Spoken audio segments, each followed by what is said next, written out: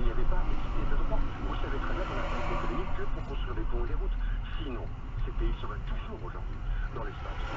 Il y a eu un moment une égalité de droit, il y a eu des conquêtes violentes, il y a eu des morts dans ces conquêtes, parce que tout simplement c'était la captation de terres qui n'appartenait pas aux colonisateurs. Mais ce n'est pas qu'un débat français. Les Japonais, la Belgique, l'Allemagne, l'Angleterre, l'Italie, l'Espagne ont connu cette histoire. On a l'impression qu'ils en débattent plus sereinement que nous.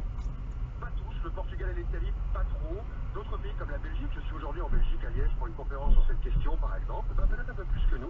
Il serait peut-être temps qu'on regarde nos voisins notamment, je le disais tout à l'heure, Angela Merkel, et en Allemagne, de regarder ce que les Anglais font avec des musées à Bristol et à Liverpool, de regarder ce passé, parce que de toute façon, il nous concerne aujourd'hui.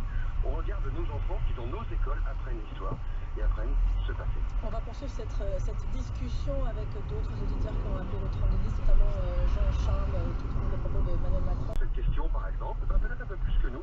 Il serait peut-être temps qu'on regarde nos voisins notamment, je le disais tout à l'heure, Angela Merkel, et en Allemagne, de regarder ce que les Anglais font avec des musées à Bristol et à Liverpool, de regarder ce passé, parce que de toute façon, il nous concerne aujourd'hui.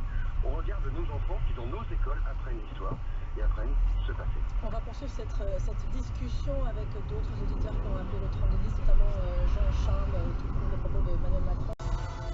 Une question pour Geneviève Maillot qui habite Vent dans le journal Le Monde. Vous avez peut-être vu cette page entière consacrée à cette maison qu'on peut voir à Montfort-l'Amaury, une maison qu'on appelle le Belvédère, qu'on peut visiter, mais manifestement il est très compliqué de la visiter car la mairie la ferme trop régulièrement. Il y a toute une polémique autour de la mairie de Montfort-l'Amaury qui en plus a viré la vieille dame de 86 ans qui servait de guide dans ce musée depuis toujours. Elle était là, elle connaissait, elle s'appelait Claude Moreau, 86 ans, et qui a été virée le 1er février dernier sans préavis ni ménagement. Bon, vous direz qu'elle n'était pas toute jeune, mais quand même. On vire pas les vieux quand même. Voilà, elle était dans cette maison de